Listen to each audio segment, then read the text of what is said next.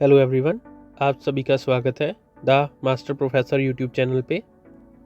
और आज की इस वीडियो में हम ऑडिटिंग एंड सेक्रेटेरियल प्रैक्टिस के कुछ इम्पोर्टेंट टॉपिक्स की क्विक रिवीजन करने वाले हैं। तो आज की इस वीडियो में हम रिवाइज करेंगे सबसे पहले बेसिक्स ऑफ ऑडिटिंग, उसके बाद internal check and internal control, और उसके बाद vouching, verification and valuation, company auditor, company secretary, उसके बाद company meetings, motions and resolution, और उसके बाद लास्ट में मिनट्स ऑफ मीटिंग। तो चलिए वीडियो को स्टार्ट करते हैं ऑडिटिंग के मीनिंग से। ऑडिटिंग का मीनिंग है कि कोई भी वेल क्वालिफाइड पर्सन, जिसे हम चार्टर्ड अकाउंटेंट या ऑडिटर भी कह सकते हैं, वो कंपनी की बुक्स ऑफ अकाउंट्स की एग्जामिनेशन या इंस्पेक्शन करेगा, ये पता करने के लिए कि कंपनी अपना सारा रिकॉर्ड जो है वो सही तरीके से मेंटेन कर रही है या नहीं कर रही। तो इसमें जो ऑडिटर है वो कंपनी की फिजिकल इन्वेंट्री को कंपनी की बुक्स ऑफ अकाउंट्स की इन्वेंट्री के साथ भी मैच करेगा कि इक्वल इन्वेंट्री शो कर रही है बुक्स में एंड एक्चुअल में। और इसके अलावा ऑडिटर जो है वो कंपनी के सारे डिपार्टमेंट्स के डॉक्यूमेंट्स ज़रूर चेक करेगा, जिसके बेसिस के ऊपर ट्रांजैक्शंस रिकॉर्ड कर रही है कंपनी अपनी बुक्स ऑफ अकाउंट्स में। ऑडिटिंग जो है वो मेनली इसलिए करी जाती है ताकि ये पता चल सके कि कंपनी की जो balance sheet and income statement है वो उस कंपनी की true and fair financial value represent कर रही है या नहीं। और उसके बाद हमारा अगला टॉपिक है फीचर्स और नेचर और कैरेक्टरिस्टिक्स ऑफ ऑडिटिंग। ऑडिटिंग का सबसे पहला फीचर है सिस्टमेटिक प्रोसेस। तो ऑडिटिंग एक सिस्टमेटिक प्रोसेस है जिसमें step by step her activity को परफॉर्म किया जाता है। तो सबसे पहले अकाउंटिंग ट्रांजैक्शंस को बुक्स ऑफ अकाउंट्स में रिकॉर्ड किया जाएगा, और उसके बाद जब रिकॉर्डिंग कंप्लीट हो जाएगी तो ऑडिटर जो है वो बुक्स ऑफ अकाउंट्स को डिटेल में एग्जामिन करेगा, और अगर उसको कहीं पे कोई कमी नज़र आएगी या उसको कोई गलती नज़र आएगी तो वो मैनेजमेंट को इन्फॉर्म कर देगा कि आप अपने अकाउंटेंट्स को कहिए कि वो ये वाली मिस्टेक को करेक्ट करें। और ऑडिटिंग का प्रोसेस कंप्लीट होने के बाद जो ऑडिटर है वो एक फाइनल रिपोर्ट बना के देता है किसी भी कंपनी को उसकी बुक्स ऑफ अकाउंट्स के बेसिस के ऊपर, जिसे हम कहते हैं ऑडिट रिपोर्ट। और उसके बाद अगला फीचर है third party relationship. Most of the cases में जब किसी भी कंपनी को ऑडिट करवाना होता है तो वो एक एक्सटर्नल ऑडिटर को हायर करती है। एक्सटर्नल ऑडिटर मींस वो वाला ऑडिटर जो किसी भी कंपनी का एम्प्लॉय नहीं है। तो इसलिए ऑडिटिंग में किसी भी कंपनी को थर्ड पार्टी रिलेशनशिप भी बनाना पड़ता है किसी एक्सटर्नल ऑडिटर के साथ। तो इसीलिए जब कोई भी कंपनी एक्सटर्नल ऑडिटर से ऑडिट करवाती है तो उसे कहा जाता है थर्ड पार्टी ऑडिटर, क्योंकि जो ऑडिटर है वो कंपनी का एम्प्लॉय नहीं है, इसीलिए वो थर्ड पार्टी कहलाएगा। उसके बाद अगला फीचर है एविडेंस। अब जो ऑडिटिंग है वो एविडेंसेस के बेसिस पे ही करी जाती है। जो ऑडिटर है वो कंपनी की हर ट्रांजैक्शन के लिए एविडेंस फाइंड आउट करेगा कि ये वाली जो ट्रांजैक्शन है वो किस एविडेंस के बेस पे ऊपर रिकॉर्ड करी गई है। सपोज करें किसी भी कंपनी की सेल्स लेजर चेक करी जा रही है तो हर सेल ट्रांजैक्शन का एक्चुअल बिल जो है वो चेक करा जाएगा कि ये सेल वाली ट्रांजैक्शन का एविडेंस है कंपनी के पास या नहीं। उसके बाद नेक्स्ट पॉइंट है एस्टैब्लिश क्राइटेरिया। ऑडिटिंग में हर किसी चीज़ का, हर किसी एक्टिविटी का अलग क्राइटेरिया बनाया गया है, और ये सारे के सारे क्राइटेरियाज मोस्टली जो हैं कंपनीज एक्ट के अंदर मेंशन्ड है। क्राइटेरियाज जैसे कि ऑडिटर की अपॉइंटमेंट को लेके अलग क्राइटेरिया है, उसे रिमूव करने के लिए अलग क्राइटेरिया है, किस कंपनी को किस टाइप ऑफ ऑडिटिंग करवानी चाहिए उसके लिए अलग क्राइटेरिया है, और इसके अलावा ऑडिट रिपोर्ट के जो कंटेंट्स है वो क्या क्या होने चाहिए उसके लिए अलग से क्राइटेरिया है। तो इन सभी क्राइटेरियाज को फॉलो किया जाएगा एक ऑडिटर की तरफ से जब उसने ऑडिटिंग करनी है। और उसके बाद अगला फीचर है ओपिनियन। कोई भी ऑडिटर जो है वो कंपनी को फाइनल रिपोर्ट बनाने से पहले अपना व्यू पॉइंट या ओपिनियन जो है ज़रूर देगा। मीन्स वो कंपनी को सजेस्ट करेगा कि उसको यहाँ पे करेक्शन करने की ज़रूरत है, वो करेक्शंस कर लें। और उसके बाद अगला पॉइंट है फाइनल रिपोर्ट। ऑडिटिंग का प्रोसेस कंप्लीट करने के बाद ऑडिटर एक फाइनल रिपोर्ट तैयार करेगा जिसमें वो अपने व्यू पॉइंट्स लिखेगा कंपनी की फाइनेंशियल पोजीशन को लेके। और इस रिपोर्ट में वो काफ़ी चीज़ें मेंशन करेगा कि कंपनी की फाइनेंशियल स्टेबिलिटी कैसी है, कंपनी की प्रॉफिटेबिलिटी कैसी है, कंपनी का कैश इनफ्लो एंड आउटफ्लो कैसा है, और इसके अलावा कंपनी डिविडेंड्स वगैरह पे कर रही है या नहीं कर रही है, और इसके अलावा कंपनी का शेयर प्राइस कितना फ्लक्चुएट कर रहा है। और इस फाइनल रिपोर्ट को जो एक ऑडिटर है, एक चार्टर्ड अकाउंटेंट है, वो लास्ट में अपने सिग्नेचर भी करेगा विद स्टैम्प। और उसके बाद अगला फीचर है subject matter. Her type of auditing का अपना अलग सब्जेक्ट मैटर होता है। जैसे कि स्टॉक ऑडिट अगर करवाई जा रही है तो उसमें जो कंपनी का स्टॉक है, इन्वेंट्री है, वो सब्जेक्ट मैटर हो गया। और इसके अलावा अगर कैश ऑडिट करवाई जा रही है तो उस केस में सारी की सारी कैश ट्रांजैक्शन जो है वो ऑडिट का सब्जेक्ट मैटर बन जाएंगी। मींस डिफ़र करता है हर टाइप ऑफ ऑडिटिंग का सब्जेक्ट मैटर। तो चलिए अभी हम डिस्कस करते हैं types of auditing. On the basis of scope auditing को दो पार्ट्स में डिवाइड किया गया है, general auditing and specific auditing. General auditing जो है उस ऑडिटिंग को कहते हैं जिसमें किसी भी कंपनी या ऑर्गेनाइजेशन की हर एक्टिविटी को, हर डिपार्टमेंट को ऑडिट किया जाता है। एंड स्पेसिफिक ऑडिटिंग में किसी भी स्पेसिफिक टाइम पीरियड के लिए या किसी भी स्पेसिफिक फील्ड की ही ऑडिटिंग करी जाती है। तो स्पेसिफिक ऑडिटिंग की आगे काफ़ी सारी सब टाइप्स हैं, जैसे कि पार्शियल ऑडिटिंग।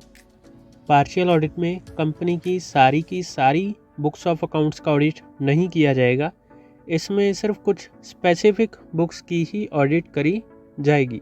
और उसके बाद है ओकेशनल ऑडिट।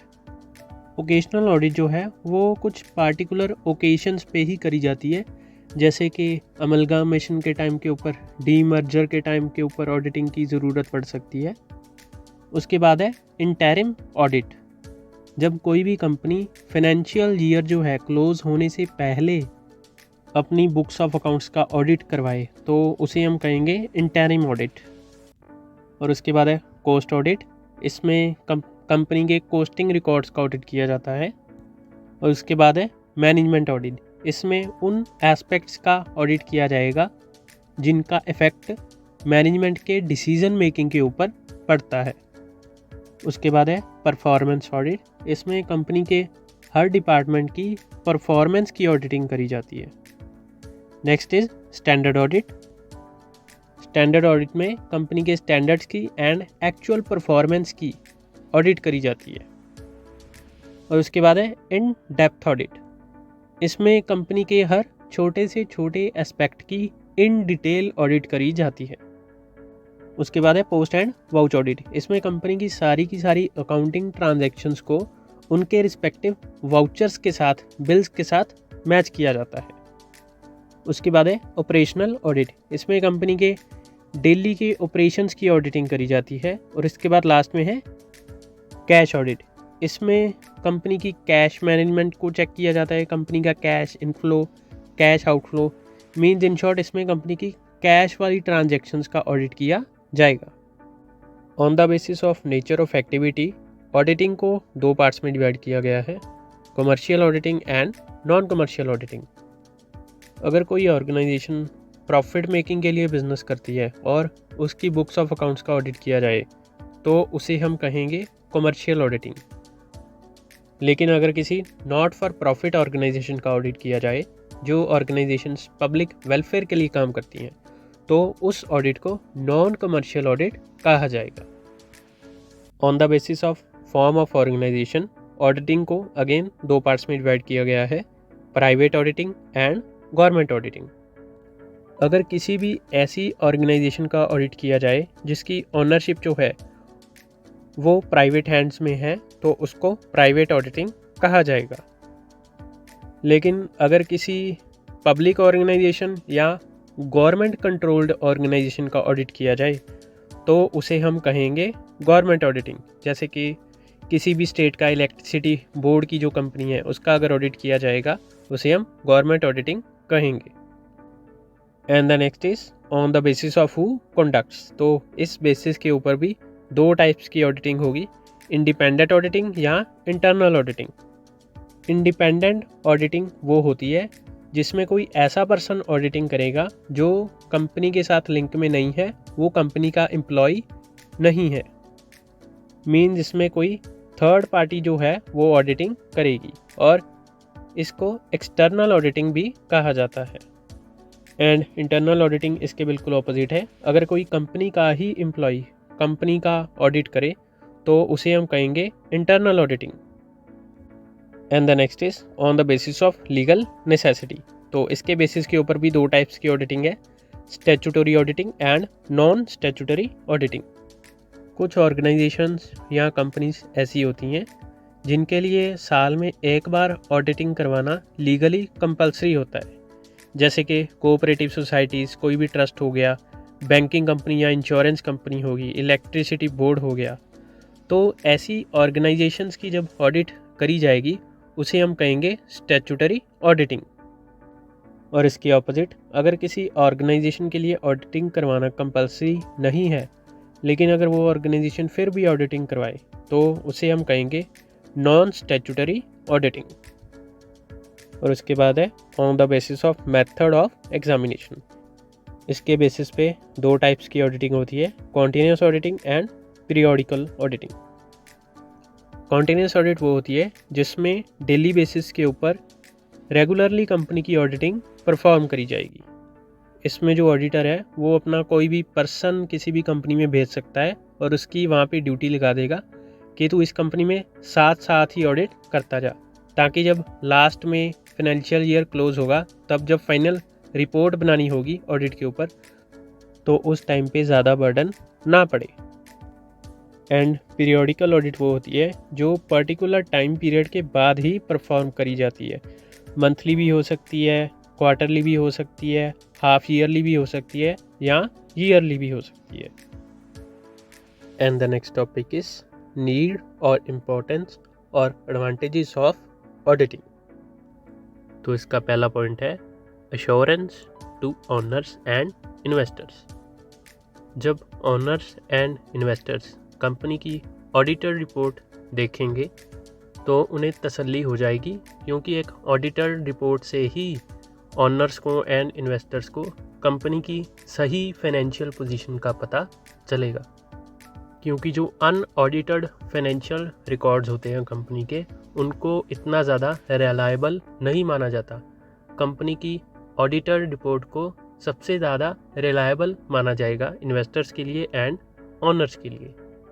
और इसके अलावा ऑडिटिंग की हेल्प से जो कंपनी है वो अपने फाइनेंशियल रिकॉर्ड्स में एरर्स एंड फ्रॉड्स भी ईजिली डिटेक्ट कर पाएगी।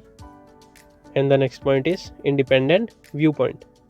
जब एक एक्सपीरियंस्ड एंड एक्सपर्ट ऑडिटर जो है वो कंपनी की बुक्स को ऑडिट करेगा तो वो कंपनी को अपनी ओर से कुछ सजेशंस भी ज़रूर देगा कि कहाँ पे कंपनी को इम्प्रूव करने की ज़रूरत है अपने अकाउंटिंग सिस्टम में या किसी भी और फील्ड में। और उसके बाद है मॉरल चेक। ऑडिटिंग जो है वो कंपनी के एम्प्लॉयज़ के ऊपर एक मॉरल चेक लगा देती है। मींस एम्प्लॉयज़ की एक मॉरल ड्यूटी बन जाती है कि उनको सही तरीके से फाइनेंशियल ट्रांजैक्शंस को रिकॉर्ड करना है एंड बुक्स को मेंटेन करना है, क्योंकि अगर वो ऐसा नहीं करेंगे तो ऑडिटिंग करते टाइम उनकी गलतियों को या उनके फ्रॉड्स को पकड़ा जाएगा। और इसके बाद है stakeholders confidence. Stakeholders वो पर्सन होते हैं जिनका किसी भी टाइप का रिलेशनशिप होता है कंपनी के साथ। वो इन्वेस्टर्स भी हो सकते हैं, क्रेडिटर्स भी हो सकते हैं, शेयर होल्डर्स भी हो सकते हैं, कंपनी के एम्प्लॉयज़ भी हो सकते हैं। इन स्टेक होल्डर्स को भी कंपनी की सही फाइनेंशियल पोजीशन के बारे में ऑडिटेड रिपोर्ट से ही पता चलेगा। विच मीन्स अगर इन स्टेक होल्डर्स को कंपनी की सही परफॉर्मेंस के बारे में पता करना है तो ये भी ऑडिट रिपोर्ट के ऊपर ही डिपेंड करेंगे। और उसके बाद है फेयर इवैल्यूएशन। ऑडिटिंग करते टाइम कंपनी की फिक्स्ड एसेट्स को या कैपिटल एसेट्स को बिल्डिंग्स वगैरह को दोबारा से सही तरीके से इवेलुएट किया जाता है। अगर कंपनी ने पहले रॉन्ग इवेलुएशन करी होगी तो उन फिगर्स को करेक्ट करके बैलेंस शीट में चेंज कर दिया जाएगा। और उसके बाद है क्रेडिबिलिटी। एक ऑडिटेड रिपोर्ट के अकॉर्डिंग कंपनी की फाइनेंशियल पोजीशन जितनी ज़्यादा स्ट्रॉन्ग होगी उतनी ही ज़्यादा कंपनी की क्रेडिबिलिटी बढ़ती चली जाएगी। और उसके बाद है ओवरऑल इम्प्रूवमेंट। ऑडिटिंग की मदद से किसी भी कंपनी को अपने लूप होल्स के बारे में इंफॉर्मेशन मिलेगी और इन लूप होल्स के बारे में पता चलने के बाद कंपनी एफर्ट्स करेगी कि वो कैसे इम्प्रूव करे। और उसके बाद है compliance with the rules and standards. एक ऑडिटर जो है वो हमेशा ही इंटरनेशनल अकाउंटिंग स्टैंडर्ड्स के साथ अपडेटेड रहता है जो कि ग्लोबल लेवल पे फॉलो किए जाते हैं। तो इसीलिए जब एक ऑडिटर ऑडिट करेगा तो वो कंपनी को बताएगा कि वो कंपनी जो है इंटरनेशनल रूल्स एंड स्टैंडर्ड्स के अकॉर्डिंग फाइनेंशियल रिपोर्टिंग सही कर रही है या कुछ कमियां हैं। और उसके बाद है लीगल प्रूफ। एक audited balance sheet and profit and loss account को एक बेटर लीगल प्रूफ माना जाएगा as compare to unaudited balance sheet और profit and loss account. And the next is helps in building good reputation. अगर कोई भी company या organisation सही टाइम के ऊपर ऑडिट करवाती रहेगी तो पब्लिक की नज़रों में उसकी रेपुटेशन भी बढ़िया होती जाती है और उसके जो रिलेशंस है पब्लिक के साथ, अलग अलग डीलर्स के साथ, वो भी इम्प्रूव होने स्टार्ट हो जाते हैं। और उसके बाद है डिस्प्यूट सेटलमेंट। अगर किसी भी कंपनी में कोई इंटरनल फाइनेंशियल डिस्प्यूट चल रहा है, कंपनी की रिकॉर्ड्स वगैरह को लेके कि कोई रिकॉर्ड्स वगैरह मिसिंग है, कहीं पे गलत अकाउंटिंग करी गई है, तो ऐसी डिस्प्यूट्स को सॉल्व करने में भी ऑडिटिंग काफ़ी ज़्यादा हेल्प कर सकती है। And the next topic is disadvantages of auditing. The first point is cost factor. Auditing करवाने की कॉस्ट जो है वो कभी कभी इतनी ज़्यादा बढ़ जाती है कि सारी की सारी कंपनीज इसकी कॉस्ट को अफोर्ड नहीं कर सकती। तो इसीलिए कॉस्ट फैक्टर एक काफ़ी बड़ा डिसएडवांटेज है ऑडिटिंग का। And the next is time factor. अगर कंपनी की फाइनेंशियल ट्रांजैक्शंस वगैरह या उसमें काफ़ी ज़्यादा डिपार्टमेंट्स है तो ऑडिट करवाने में टाइम भी काफ़ी ज़्यादा वेस्ट होगा। And the next point is inconclusive evidence. Auditing जो है वो मेनली एविडेंस के बेसिस के ऊपर करी जाती है, लेकिन अगर ऑडिटर को कंपनी से सही एविडेंस ही नहीं मिलेगा तो वो ऑडिट सही तरीके से कंप्लीट ही नहीं कर पाएगा। और इसके अलावा जो स्मॉल बिजनेसेस हैं उनके लिए जो ऑडिटिंग है वो इतनी ज़्यादा सूटेबल नहीं है क्योंकि इसके ऊपर काफ़ी ज़्यादा कॉस्ट आ जाती है और इसके ऊपर काफ़ी ज़्यादा टाइम भी लगता है।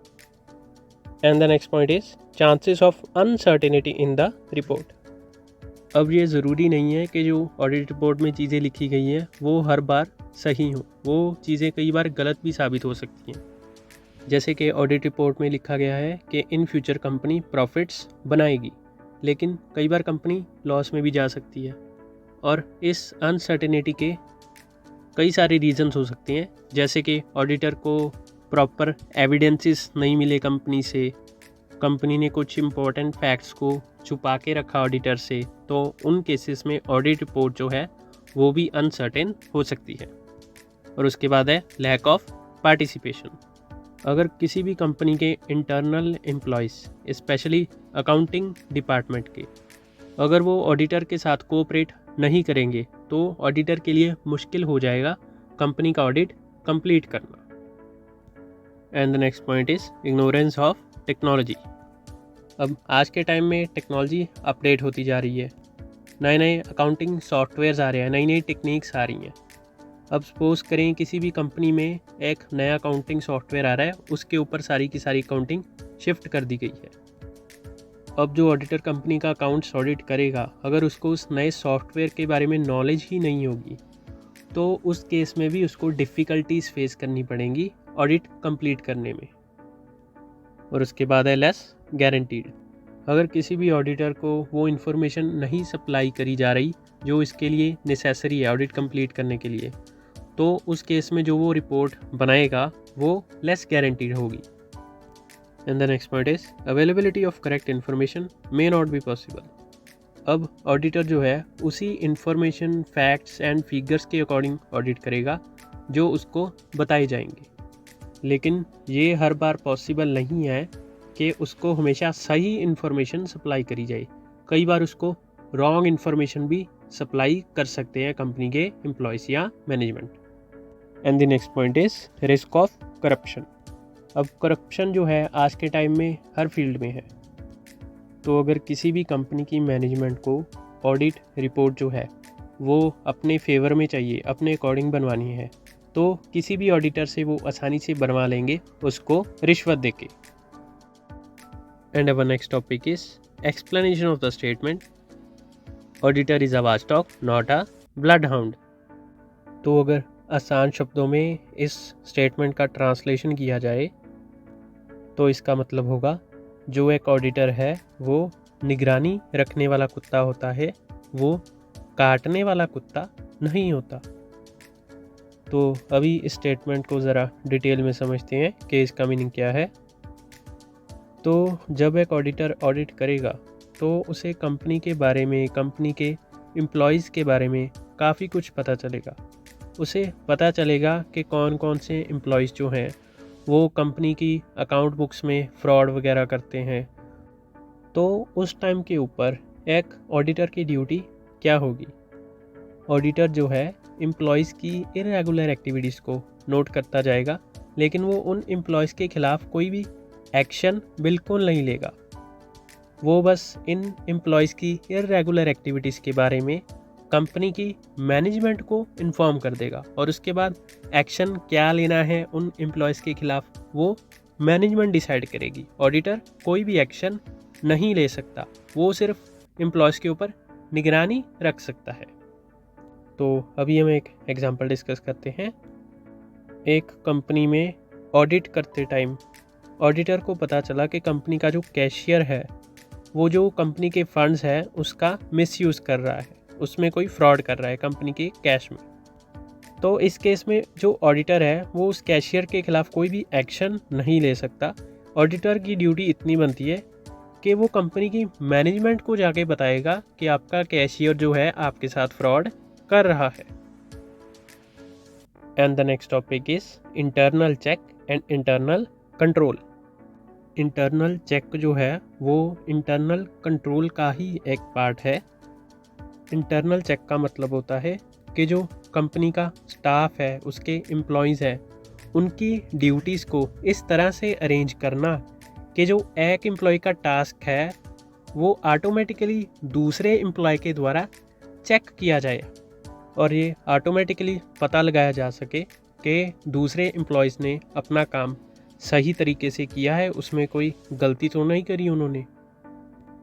तो ऐसे इंटरनल चेक सिस्टम से क्या होता है, एक एम्प्लॉय को अपने आप ही दूसरे एम्प्लॉयज़ की गलतियों के बारे में पता चलता रहता है, और जब गलतियों का पता चलेगा तो उनको करेक्ट भी आसानी से किया जा सकेगा।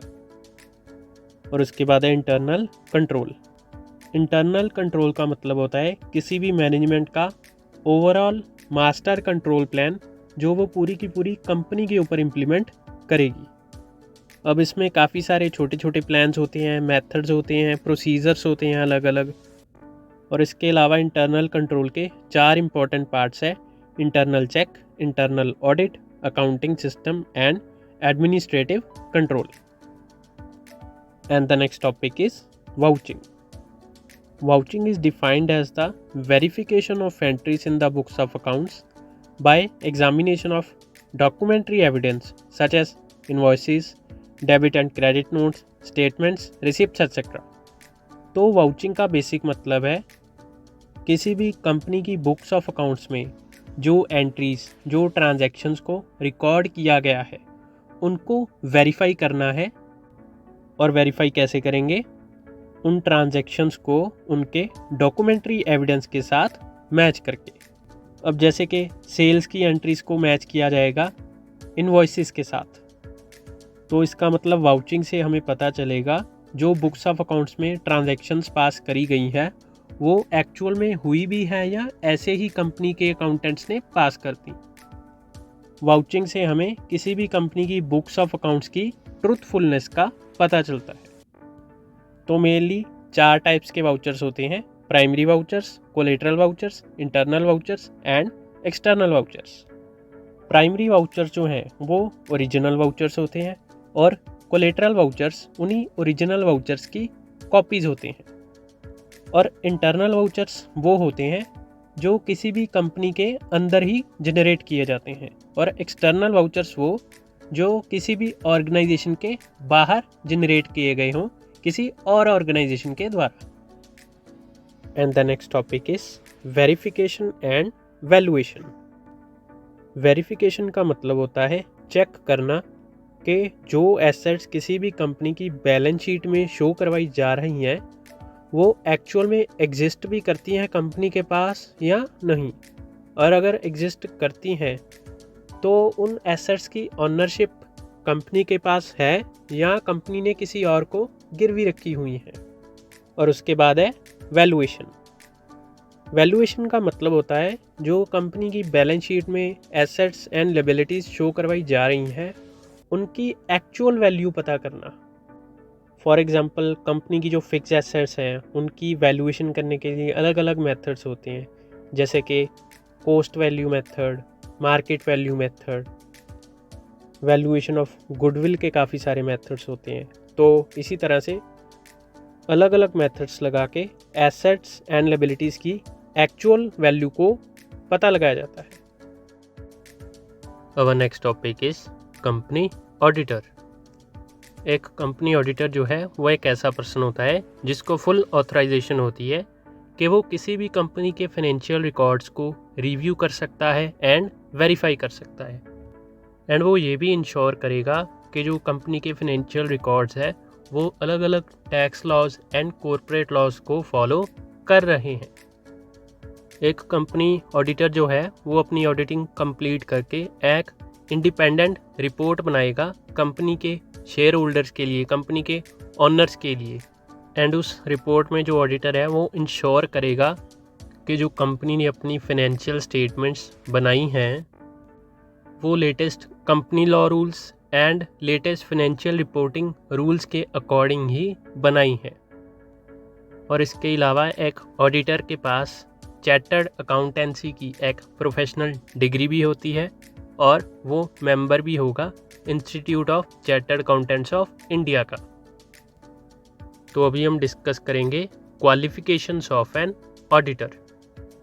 एक कंपनी ऑडिटर जो है वो एक क्वालिफाइड चार्टर्ड अकाउंटेंट होना चाहिए, उसके पास प्रोफेशनल डिग्री होनी चाहिए एक सीए की, और इसी के साथ वो मेंबर भी होना चाहिए institute of chartered accountants of India का।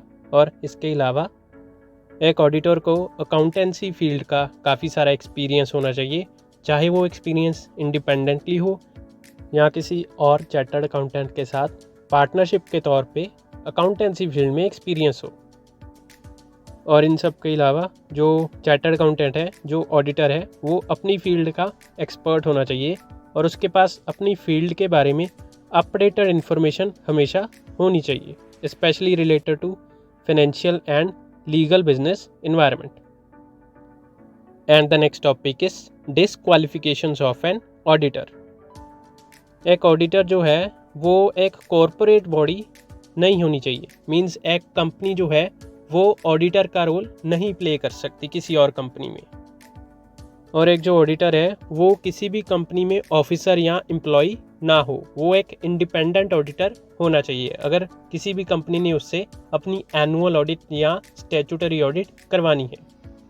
इसके अलावा ऑडिटर या उसके पार्टनर के पास उस कंपनी की कोई भी सिक्योरिटी या इंटरेस्ट या इन्वेस्टमेंट नहीं होनी चाहिए जिसमें उसने ऑडिट का काम करना है। और इसके अलावा ऑडिटर के किसी भी रिलेटिव के पास उस कंपनी की 1 लाख से ज़्यादा वैल्यू की सिक्योरिटी या इंटरेस्ट नहीं होना चाहिए। And the next point is, जो पर्सन कंपनी का ऑडिटर है, किसी भी कोर्ट ने पिछले 10 सालों में उस ऑडिटर के खिलाफ कोई फैसला ना सुनाया हो, मीन्स जो पर्सन ऑडिटर है उसने कोई भी क्राइम ना किया हो। And the last point is, जो कोई भी ऑडिटर है वो एक सेम टाइम के ऊपर 10 से ज़्यादा कंपनीज़ में ऑडिटर नहीं रह सकता। And our next topic is appointment of auditor under section 139। तो इस टॉपिक को मेनली 2 पार्ट्स में डिवाइड किया गया है। पहला है appointment of first auditor of any company and the second one is appointment of subsequent auditor. तो पहले हम डिस्कस करेंगे अपॉइंटमेंट ऑफ फर्स्ट ऑडिटर। तो फर्स्ट ऑडिटर में भी 2 टाइप्स की प्रोविजंस है। एक तो है अदर देन गवर्नमेंट कंपनीज़ के लिए और दूसरी है गवर्नमेंट कंपनीज़ के लिए। तो पहले हम डिस्कस करेंगे अदर देन गवर्नमेंट कंपनी की प्रोविजंस। तो अदर देन गवर्नमेंट कंपनीज़ में ऑडिटर की जो अपॉइंटमेंट है वो करेंगे बोर्ड ऑफ डायरेक्टर्स। और कब तक करेंगे? कंपनी के रजिस्टर हो जाने के 30 डेज़ के अंदर अंदर। और अगर वो ऐसा करने में फेल हो जाते हैं तब क्या होगा? तो उस केस में कंपनी के जो मेंबर्स हैं या शेयर होल्डर्स हैं वो एक एक्स्ट्रा ऑर्डिनरी जनरल मीटिंग करवाएंगे और उस मीटिंग के बाद 90 डेज़ के अंदर अंदर फर्स्ट ऑडिटर जो है वो अपॉइंट किया जाएगा। और ये वाला जो ऑडिटर है ये तब तक ऑफिस में अपना काम करेगा, तब तक इसकी अपॉइंटमेंट रहेगी जब तक कंपनी की फर्स्ट एनुअल जनरल मीटिंग नहीं हो जाती। मीन्स अगर अगला ऑडिटर अपॉइंट करना है तो एनुअल जनरल मीटिंग से पहले नहीं किया जाएगा। तो उसके बाद अब हम बात करेंगे गवर्नमेंट कंपनीज़ के बारे में। गवर्नमेंट कंपनीज़ में गवर्नमेंट कंपनी को डेट ऑफ रजिस्ट्रेशन मिलने के बाद, मीन्स उसके रजिस्टर होने के बाद 60 दिन के अंदर अंदर जो CAG है इंडिया का, उसको ऑडिटर की अपॉइंटमेंट करनी पड़ेगी। अब CAG ऑफ इंडिया का मीनिंग यहाँ पे है comptroller and auditor general of India. लेकिन अगर CAG ने ऐसा नहीं किया तो उस केस में बोर्ड ऑफ डायरेक्टर्स को 30 दिन दिए जाएंगे कंपनी का फर्स्ट ऑडिटर अपॉइंट करने के लिए। लेकिन अगर बोर्ड ऑफ डायरेक्टर्स भी ऐसा करने में फेल हो जाते हैं तो उस केस में कंपनी के मेंबर्स या शेयर होल्डर्स कंपनी की एक एक्स्ट्रा ऑर्डिनरी जनरल मीटिंग करवाएंगे और उस मीटिंग के बाद 60 दिन के अंदर अंदर कंपनी का फर्स्ट ऑडिटर जो है वो अपॉइंट करेंगे। और ये वाला ऑडिटर जो है ये कंपनी के ऑफिस में तब तक काम करेगा जब तक कंपनी की फर्स्ट एनुअल जनरल मीटिंग नहीं कंक्लूड हो जाती। तो अभी हम डिस्कस करेंगे फर्स्ट ऑडिटर के बाद अगले ऑडिटर्स की अपॉइंटमेंट कैसे करी जाएगी। तो पहले हम डिस्कस करेंगे appointment of subsequent auditor in case of other than government companies. तो ऑडिटर की जो अपॉइंटमेंट है वो करी जाएगी मेंबर्स के द्वारा कंपनी की एनुअल जनरल मीटिंग में। और ये वाला जो ऑडिटर अपॉइंट किया जाएगा वो कंपनी की फर्स्ट एनुअल जनरल मीटिंग से लेके 6th एनुअल जनरल मीटिंग तक कंपनी के ऑफिस में ऑफिशियली काम करेगा। लेकिन उसके लिए इसको कुछ कंडीशन जो है वो फुलफिल करनी पड़ेंगी।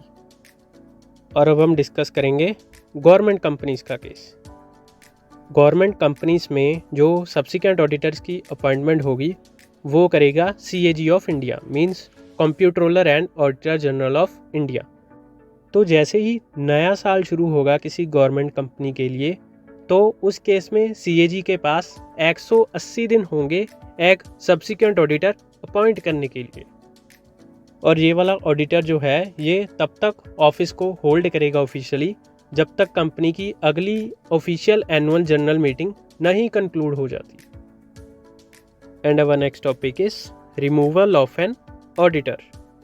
अगर किसी भी ऑडिटर को उसकी टर्म पीरियड से पहले उसे रिमूव करना है तो उसके लिए सबसे पहले तो सेंट्रल गवर्नमेंट की परमिशन लेनी होगी और उसके बाद जनरल मीटिंग में एक स्पेशल रेजोल्यूशन जो है वो पास करना पड़ेगा। लेकिन उस ऑडिटर को रिमूव करने से पहले उसे एक रीज़नेबल अपॉर्चुनिटी दी जाएगी कि वो भी अपनी बात रख सके मीटिंग में। और इसके अलावा जो नेशनल कंपनी लॉ ट्रिब्यूनल है या सेंट्रल गवर्नमेंट है वो डायरेक्टली भी किसी ऑडिटर को रिमूव कर सकती है अगर किसी भी ऑडिटर ने कोई फ्रॉड किया है। तो हमारा नेक्स्ट टॉपिक है powers and rights of an auditor. An auditor has a right to access the books and vouchers of the company at any point of time. Means उसको जब भी रिक्वायरमेंट पड़े, उसको कोई फाइनेंशियल बुक चाहिए company की या कोई वाउचर उसने मैच करना है, वो कंपनी के किसी भी एम्प्लॉय से मंगवा सकता है। और इसके अलावा सेकंड राइट है right to obtain information and explanation. अगर ऑडिटर को किसी भी टाइप की एक्सप्लेनेशन या इन्फॉर्मेशन चाहिए कंपनी के किसी भी एम्प्लॉय से, तो वो ऑफिशियली उससे मांग सकता है और दूसरा पर्सन या दूसरा एम्प्लॉय इसको डिनाई भी नहीं कर सकता। And the next right is right to sign audit report. जो फाइनल ऑडिट रिपोर्ट ऑडिटर तैयार करेगा उसके ऊपर वो साइन भी करेगा। और उसके बाद है right to receive notice and attend general meeting. जो कंपनी का ऑडिटर है उसे कंपनी की तरफ से मीटिंग्स अटेंड करने के लिए नोटिस भी आने चाहिए और वो हर एनुअल जनरल मीटिंग अटेंड भी करेगा। And the next one is right to visit branches. जो ऑडिटर है वो किसी भी कंपनी भी कोई भी ब्रांच में जब मर्जी विजिट कर सकता है जब भी उसे रिक्वायरमेंट पड़े। और उसके बाद है राइट टू गेट रेमुनरेशन। एक ऑडिटर जो है वो अपनी सर्विसेज दे रहा है कंपनी को, तो इसके बदले में कंपनी उसको रेमुनरेशन पे करेगी। और उसके बाद है राइट टू रिपोर्ट मेंबर्स और शेयर होल्डर्स। एक ऑडिटर की अपॉइंटमेंट जो है वो कंपनी के मेंबर्स या शेयर होल्डर्स करते हैं, तो इसीलिए ऑडिटर का ये राइट है कि वो कंपनी के हर इम्पॉर्टेंट एस्पेक्ट की रिपोर्ट जो है वो मेंबर्स को प्रोवाइड करेगा। And the next one is right to seek legal and technical advice. अगर ऑडिटर को किसी भी पॉइंट ऑफ टाइम पे किसी दूसरे एक्सपर्ट पर्सन की एडवाइस चाहिए, उसकी सजेशन चाहिए, तो वो मांग सकता है। और उसके बाद है right to give suggestions to the board. अगर किसी भी मीटिंग में किसी भी बोर्ड ऑफ डायरेक्टर को कोई एडवाइस वगैरह चाहिए तो ऑडिटर उसको फ्रीली एडवाइस दे सकता है अगर ऑडिटर को उस फील्ड के बारे में नॉलेज है। और उसके बाद है right to correct wrong statements. अगर ऑडिटर को कभी भी किसी भी कंपनी की अकाउंटिंग बुक्स में कोई रॉन्ग स्टेटमेंट मिलती है और उसे पता चल जाता है कि ये स्टेटमेंट रॉन्ग है, तो ये उसकी पावर है, ये उसका राइट है कि वो उस स्टेटमेंट को करेक्ट कर सकता है। और अगला पॉइंट है राइट टू बी इंडेमनीफाइड। अगर ऑडिटर को पर्सनली अपनी जेब से कोई खर्चा करना पड़ जाए कंपनी के प्रति अपनी ड्यूटी परफॉर्म करते टाइम, तो वो वाला खर्चा जो उसने अपनी जेब से किया है उन एक्सपेंसेस की अमाउंट वो कंपनी से वापस मांग सकता है। ये उसका ऑफिशियल राइट है। तो अब हम डिस्कस करेंगे ड्यूटीज़ ऑफ एन ऑडिटर। एक ऑडिटर की सबसे ज़्यादा इम्पॉर्टेंट ड्यूटी होती है to prepare an audit report, जो कि कंपनी के एनुअल जनरल मीटिंग में प्रेजेंट करी जाएगी। और इसके अलावा अगर ऑडिटर को कभी मैनेजमेंट का कोई डिसीज़न गलत लगता है तो ये मैनेजमेंट को नेगेटिव ओपिनियन भी दे सकता है कि आप गलत कर रहे हैं, आप ऐसा ना करें। और उसके बाद है an auditor can make any inquiry at any point of time if required. And the next point lend assistance in case of branch audit. अगर कंपनी का ब्रांच ऑडिट किया जा रहा है, वहाँ पे कोई और ऑडिटर क्या है, तो एक ऑडिटर की ड्यूटी बनती है वो दूसरे ऑडिटर की हेल्प करे जो कंपनी की किसी और ब्रांच का ऑडिट कर रहा है। Next point is comply with the accounting standards. एक ऑडिटर की ड्यूटी होती है कि वो टाइम टू टाइम चेक करता रहे कि कंपनी अपने जो फाइनेंशियल स्टेटमेंट्स है वो लेटेस्ट अकाउंटिंग स्टैंडर्ड्स के अकॉर्डिंग ही प्रिपेयर करे। और इसके अलावा जो ऑडिटर है वो code of business ethics and code of professional conduct, इन दोनों को भी वो मेंटेन करके रखेगा वर्क प्लेस पे। और इसके अलावा सपोज करें कंपनी में कोई भी मिसहैपनिंग हो गई, तो उस केस में गवर्नमेंट या और कोई भी प्राइवेट एजेंसी इन्वेस्टिगेशन कर रही है कि ये जो फ्रॉड है या मिसहैपनिंग हुई है ये किस वजह से हुई है, तो उस केस में ऑडिटर की ये ड्यूटी है कि वो इन्वेस्टिगेशन में हेल्प करे। अगर उसे कोई इम्पॉर्टेंट फैक्ट के बारे में पता है तो इन्वेस्टिगेशन एजेंसी को एक ऑडिटर ज़रूर बताए। और उसके बाद है रिपोर्टिंग ऑफ फ्रॉड। अगर ऑडिटर को कभी पता चल जाए कि कंपनी का कोई पार्टिकुलर एम्प्लॉय जो है ये कंपनी से फ्रॉड कर रहा है, तो एक ऑडिटर की ड्यूटी बनती है वो कंपनी की मैनेजमेंट को उस फ्रॉड के बारे में बताए। और उसके बाद एक ऑडिटर की और भी काफ़ी सारी ड्यूटीज़ हो सकती हैं, जैसे कि कंपनी का इंटरनल कंट्रोल सिस्टम चेक करना, कंपनी की financial statements time to time बनती रहनी चाहिए वो भी चेक करना, कंपनी की टैक्स रिटर्न्स चेक करना, कंपनी की बैंक रिकॉन्सिलेशन स्टेटमेंट्स वगैरह चेक करना एंड एटसेट्रा। हमारा अगला टॉपिक है लायबिलिटीज़ ऑफ एन ऑडिटर। एक ऑडिटर की पहली टाइप ऑफ लायबिलिटी होगी सिविल लायबिलिटी, जिसके आगे 2 सब पॉइंट्स है, liability for negligence and liability for मिसफीसेंस। Liability for negligence means जो अगर कोई ऑडिटर है वो अपनी किसी लापरवाही की वजह से कोई गलती कर दे या किसी इलीगल एक्ट में इन्वॉल्व हो जाए अपनी गलती की वजह से या लापरवाही से, तो उस केस में भी उसको पेनल्टी लग सकती है या उसको पनिशमेंट भी मिल सकती है। लायबिलिटी फॉर मिसफीसेंस मीन्स अगर कोई ऑडिटर अपनी पावर का गलत इस्तेमाल करेगा तो भी उसके अगेंस्ट लीगल एक्शन लिया जाएगा, उसको पेनल्टी भी लगेगी और पनिशमेंट भी मिलेगी।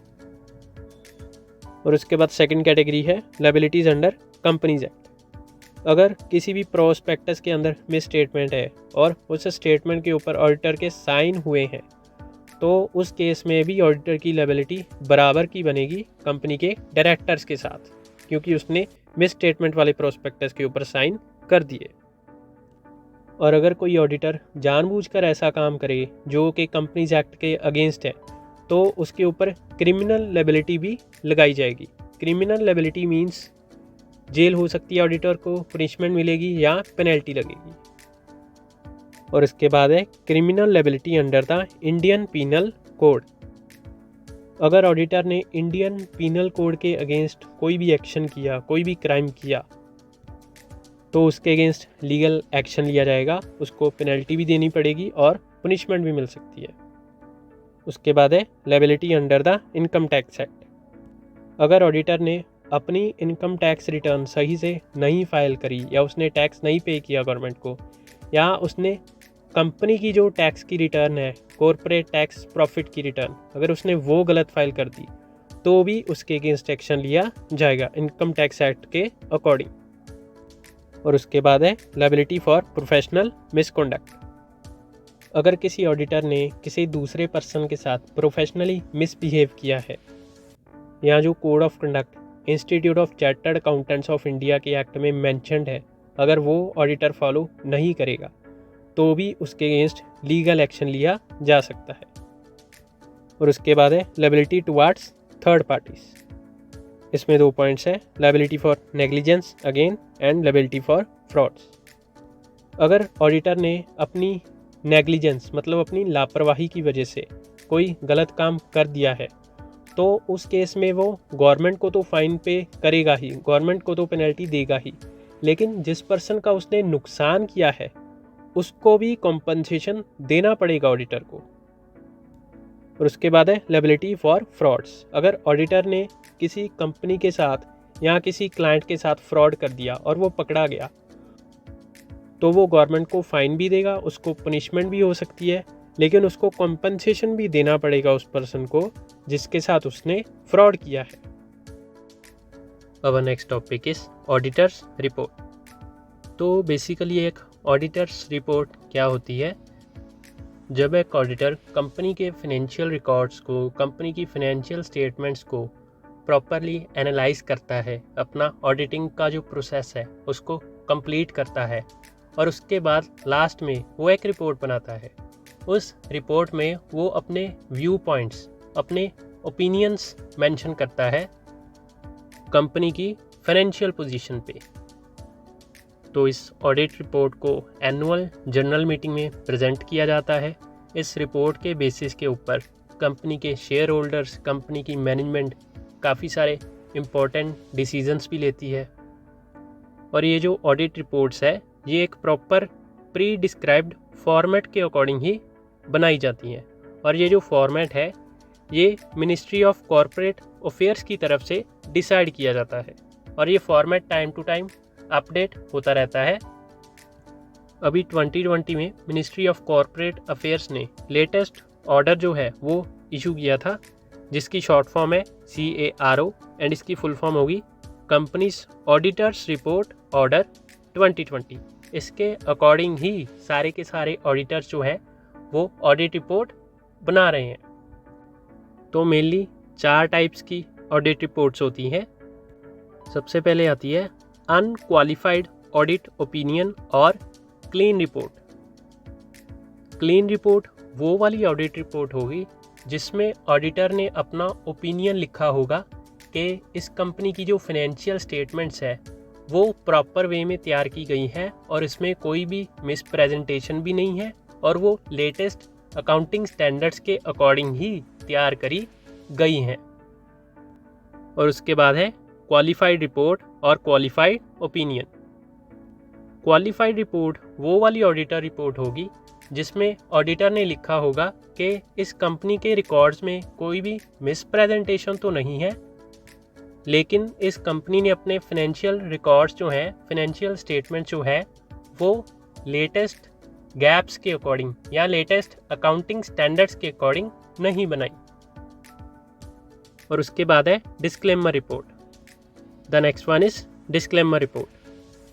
डिस्क्लेमर रिपोर्ट जो है वो एक ऐसी रिपोर्ट होती है जिसमें ऑडिटर ने लिखा होता है कि लैक ऑफ एविडेंस की वजह से जो ऑडिटर है वो अपना ओपिनियन नहीं दे पाएगा कंपनी की फाइनेंशियल पोजीशन के ऊपर।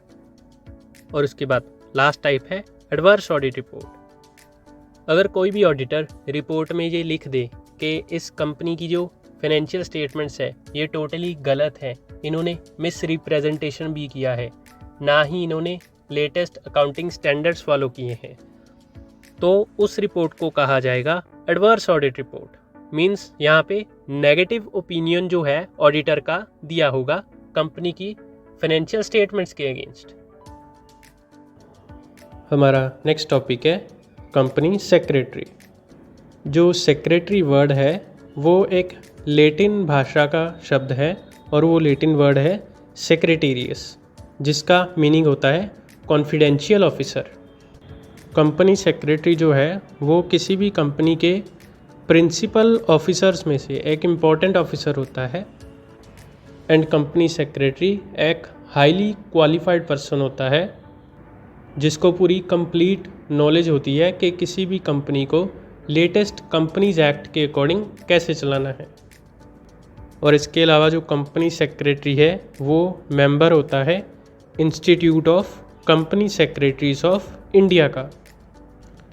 एंड कंपनी सेक्रेटरी की जो अपॉइंटमेंट है वो एडमिनिस्ट्रेटिव ड्यूटीज़ परफॉर्म करने के लिए करी जाती है। Our next topic is qualification of a company secretary. तो सबसे पहले तो एक कंपनी सेक्रेटरी के पास एक प्रोफेशनल डिग्री होनी चाहिए कंपनी सेक्रेटरी की, और वो एक मेंबर भी होना चाहिए institute of company secretaries of India का। एक कंपनी सेक्रेटरी को अच्छी नॉलेज होनी चाहिए कंपनी लॉ की एंड मर्सेंटाइल लॉ की। एंड इसके अलावा एक कंपनी सेक्रेटरी को बिजनेस की भी एंड इकोनॉमिक्स की भी बढ़िया नॉलेज होनी चाहिए। अगर किसी कंपनी सेक्रेटरी के पास लॉ की मींस LLB की अगर डिग्री है तो वो उसके लिए एक और भी प्लस पॉइंट बन सकता है। और इन सब के अलावा एक कंपनी सेक्रेटरी की GK भी अच्छी होनी चाहिए, उसका IQ भी अच्छा होना चाहिए, और इसके अलावा उसका माइंड भी शार्प हो एंड उसके अंदर एडमिनिस्ट्रेटिव स्किल्स भी होनी चाहिए। हमारा अगला टॉपिक है अपॉइंटमेंट ऑफ कंपनी सेक्रेटरी। तो इंडिया में कंपनी सेक्रेटरी की अपॉइंटमेंट के लिए बोर्ड ऑफ डायरेक्टर्स की एक मीटिंग करवाई जाएगी, और इस मीटिंग में जो बोर्ड ऑफ डायरेक्टर्स होंगे, जब कंपनी सेक्रेटरी की फाइनल अपॉइंटमेंट हो जाएगी तो कंपनी को अपॉइंटमेंट ऑफ कंपनी सेक्रेटरी की रिटर्न फाइल करवानी पड़ेगी। ये रिटर्न फिल करवाने के लिए कंपनी को फॉर्म DIR 12 जो है वो फिल करना पड़ेगा और रजिस्ट्रार ऑफ कंपनीज को सबमिट करवाना पड़ेगा।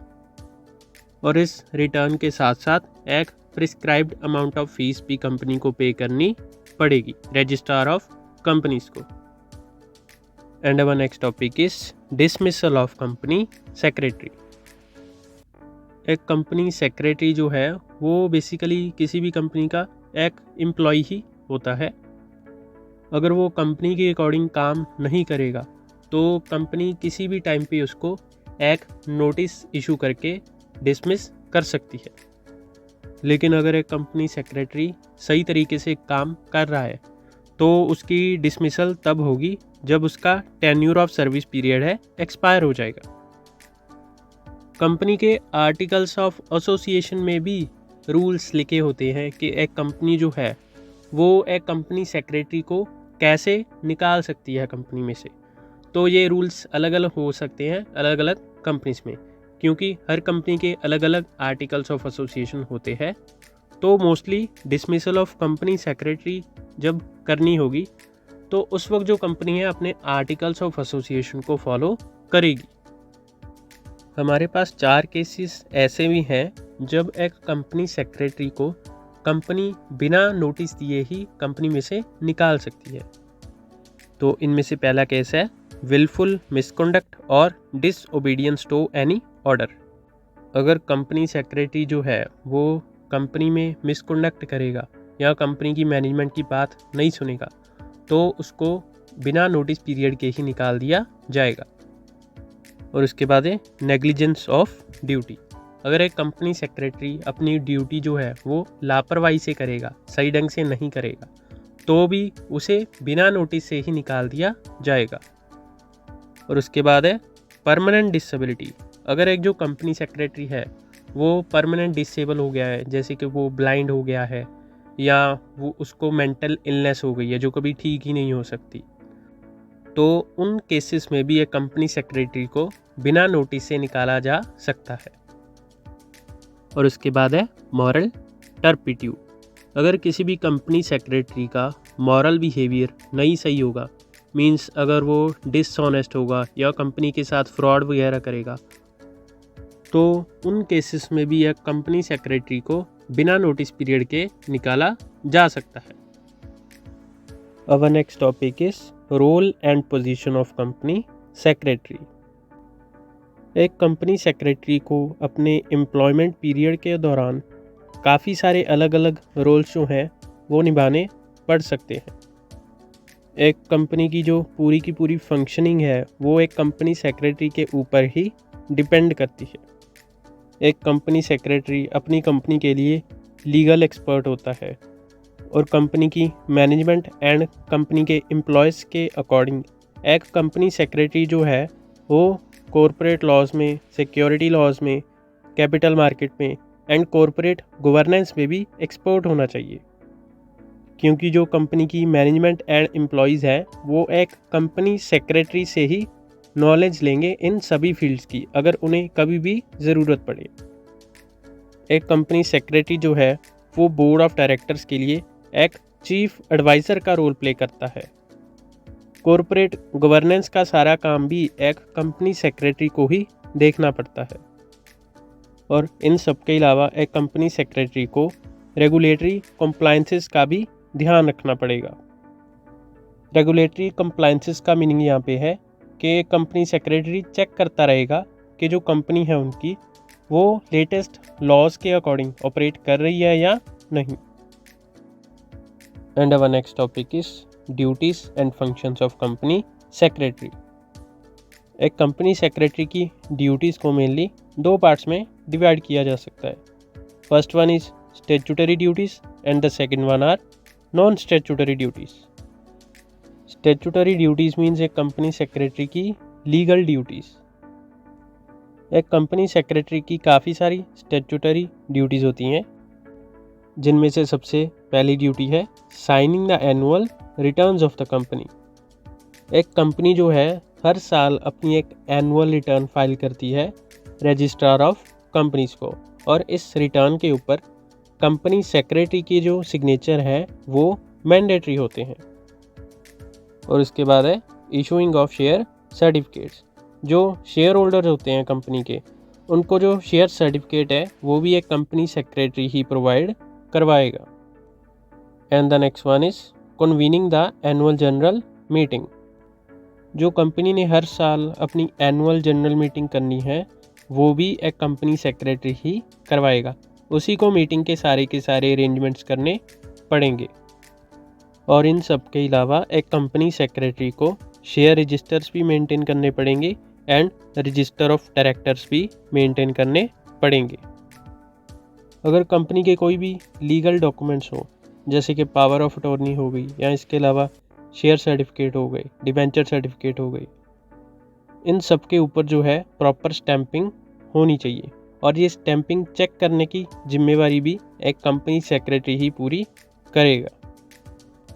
और इसके अलावा एक कंपनी सेक्रेटरी ये भी चेक करेगा कि कंपनी जब अपने स्टाफ को या एम्प्लॉइज़ को सैलरी की पेमेंट करती है तो उस टाइम पे टीडीएस प्रॉपरली डिडक्ट किया जा रहा है या नहीं।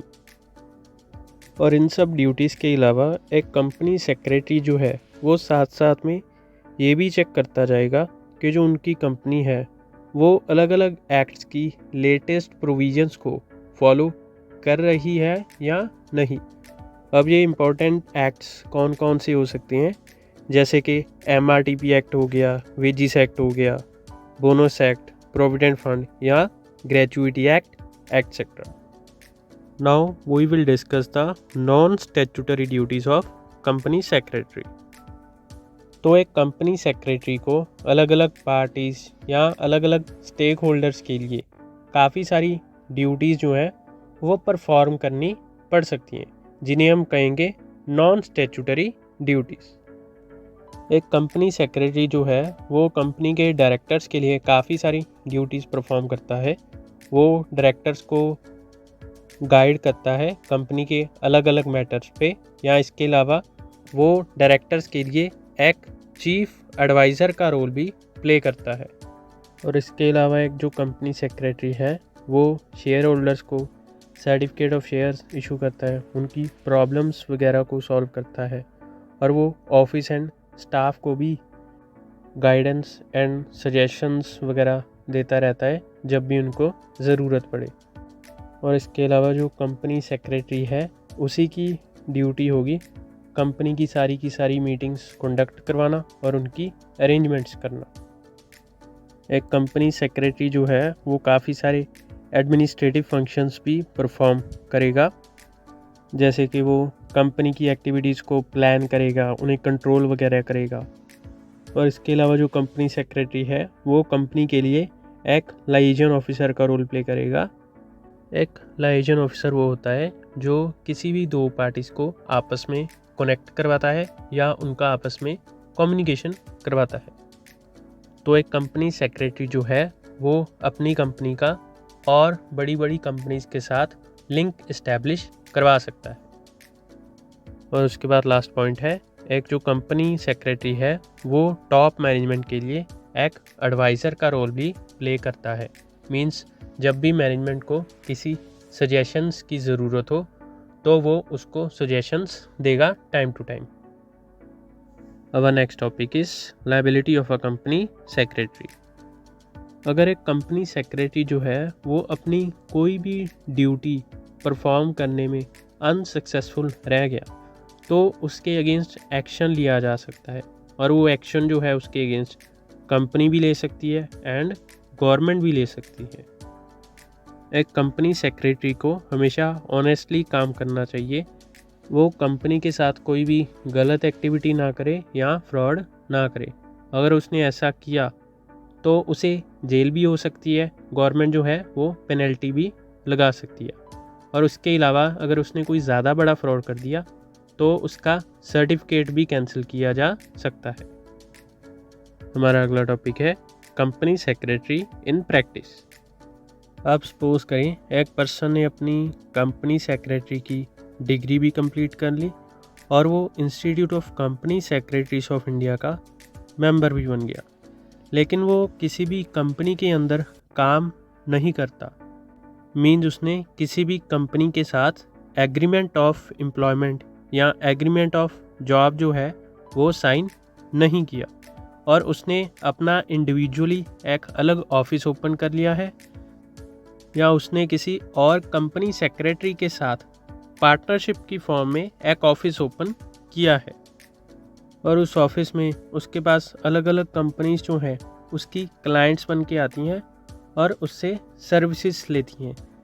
जैसे कि वो कंपनीज उससे एनुअल रिटर्न भरवा सकती हैं, या इसके अलावा कोई और लीगल एडवाइस ले सकती हैं, या और कोई भी सर्विस हो।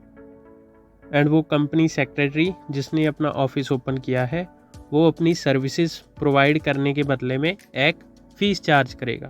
तो एक ऐसे कंपनी सेक्रेटरी को हम कहेंगे कंपनी सेक्रेटरी इन प्रैक्टिस, जिसने अपना एक इंडिपेंडेंट ऑफिस ओपन करा हुआ है अलग अलग कंपनीज को सर्विसेज प्रोवाइड करने के लिए, लेकिन वो किसी भी एक कंपनी के साथ जॉब नहीं करता। तो एक कंपनी सेक्रेटरी को अपना ऑफिस ओपन करने के लिए institute of company secretaries of India से एक सर्टिफिकेट ऑफ प्रैक्टिस भी अलग से इशू करवाना पड़ेगा, तभी वो प्रैक्टिस में आ सकता है। और जो एक कंपनी सेक्रेटरी इन प्रैक्टिस होता है उसका जो अथॉरिटी लेवल है वो उस कंपनी सेक्रेटरी से काफ़ी ज़्यादा होता है जो कि एक जॉब कॉन्ट्रैक्ट के अंदर काम करता है किसी कंपनी में। उसके बाद हमारा अगला टॉपिक है टाइप्स ऑफ कंपनी मीटिंग्स। तो सबसे पहली मीटिंग की टाइप है एनुअल जनरल मीटिंग।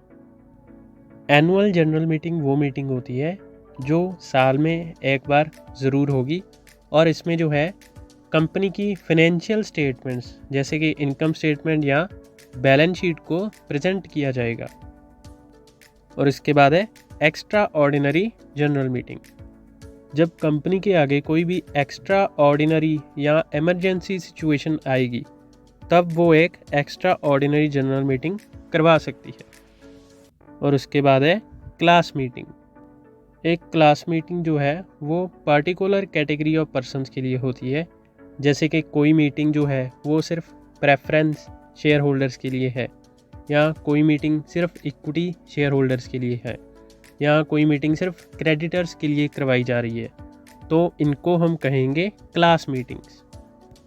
उसके बाद है बोर्ड ऑफ डायरेक्टर्स मीटिंग। ये नाम से ही पता चल रहा है ये वो वाली मीटिंग होगी जिसमें सिर्फ बोर्ड ऑफ डायरेक्टर्स पार्टिसिपेट करेंगे। और उसके बाद है कमेटी मीटिंग्स। अब एक कंपनी में अलग अलग कमेटीज़ बनाई गई होंगी, जैसे कि कंपनी में एक ऑडिट कमेटी है, एक टैक्स कमेटी है।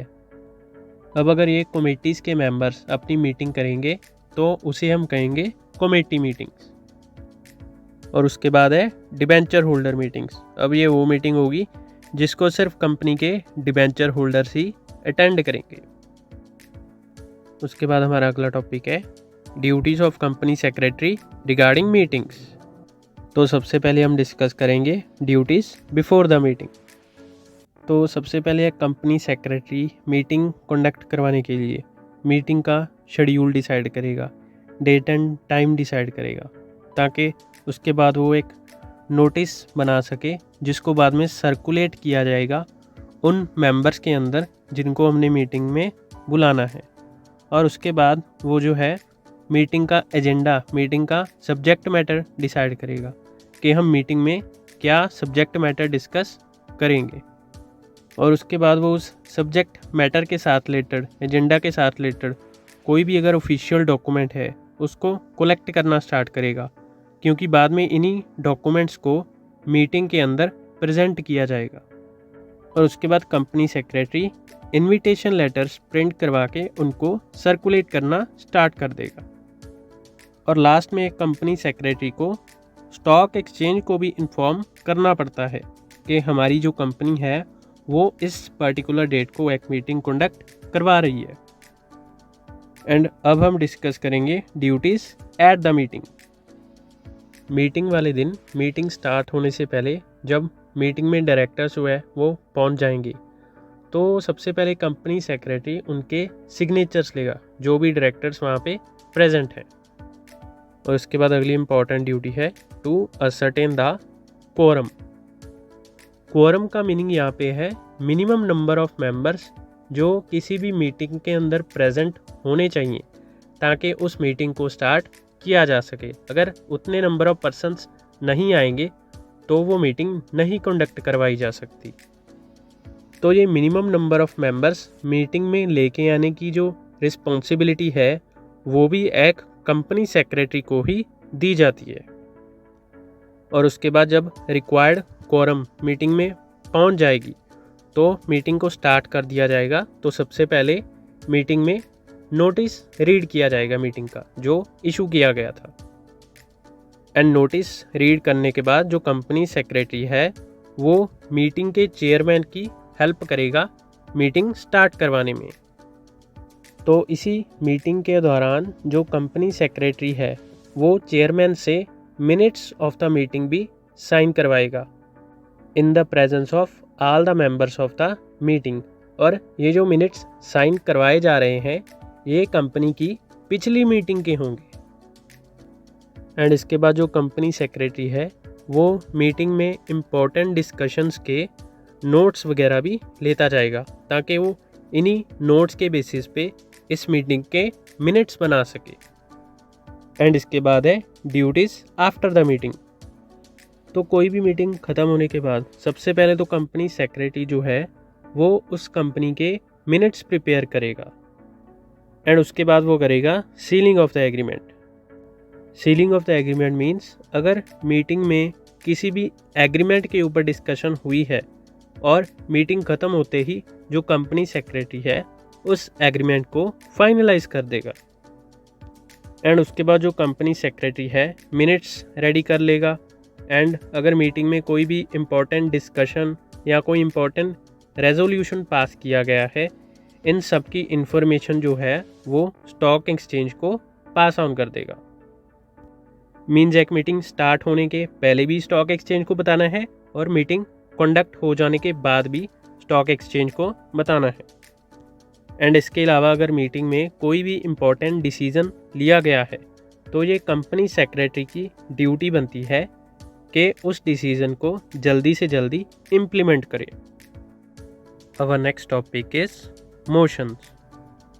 तो मोशन का बेसिक मीनिंग यहाँ पे है किसी भी तरह का प्रपोज़ल जो कि कंपनी से रिलेटेड कोई भी पर्सन जो है वो बोर्ड ऑफ डायरेक्टर्स के आगे प्रपोज कर सकता है।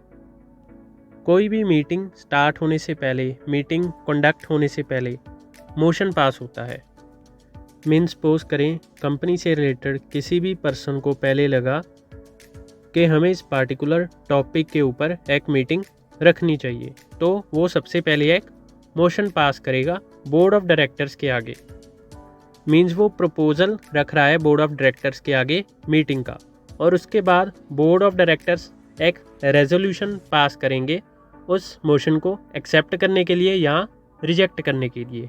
मीन्स अगर ये मोशन एक्सेप्ट हो गया तो मीटिंग कंडक्ट करवाई जाएगी, लेकिन अगर मोशन रिजेक्ट हो गया तो मीटिंग नहीं करवाई जाएगी। अब हम ऐसा भी कह सकते हैं कि motion is the first step and resolution is the last. तो मीटिंग के दौरान भी, मीटिंग के अंदर जो मेंबर्स होंगे या डायरेक्टर्स होंगे वो अपने अलग अलग प्रपोजल्स रखेंगे, उनको भी हम मोशंस कह सकते हैं। तो उन मोशंस के ऊपर कंपनी में वोटिंग करवाई जाएगी, रेजोल्यूशन पास किया जाएगा और कोई भी मोशन जो है वो रेजोल्यूशन में तभी कन्वर्ट होगा अगर required number of minimum members जो हैं वो उस मोशन की फेवर में वोट करें। तो अब हम डिस्कस करेंगे रेजोल्यूशन का मीनिंग। तो कोई भी अगर ऐसा मोशन है जिसको मेंबर्स जो हैं वो एक्सेप्ट कर लें तो वो रेजोल्यूशन में कन्वर्ट हो जाएगा। इन रेजोल्यूशंस के बेसिस पे ही कंपनी अपने डिसीजंस जो है वो फाइनलाइज करती है मीटिंग में। इसका मतलब हम कंपनी के किसी भी फॉर्मल डिसीजन को जो कि एक मीटिंग में लिया गया है उसको हम रेजोल्यूशन कह सकते हैं। तो मेनली जो रेजोल्यूशन की है वो 4 टाइप्स होती हैं। सबसे पहले है ऑर्डिनरी रेजोल्यूशन। एक ऑर्डिनरी रेजोल्यूशन वो होता है जिसको पास करने के लिए 50% से ज़्यादा मेंबर्स की यस चाहिए। और उसके बाद है स्पेशल रेजोल्यूशन। एक स्पेशल रेजोल्यूशन वो होता है जिसको पास करने के लिए 75% से ज़्यादा मेंबर्स की यस चाहिए। एंड उसके बाद है resolutions requiring a special notice. ये रेजोल्यूशंस वो वाले होते हैं जो किसी भी मीटिंग में ऑन द स्पॉट नहीं पास किए जाएंगे। इन रेजोल्यूशंस के सब्जेक्ट मैटर के बारे में मीटिंग में प्रेजेंट होने वाले मेंबर्स को कम से कम 14 दिन पहले ही एडवांस नोटिस दे दिया जाएगा।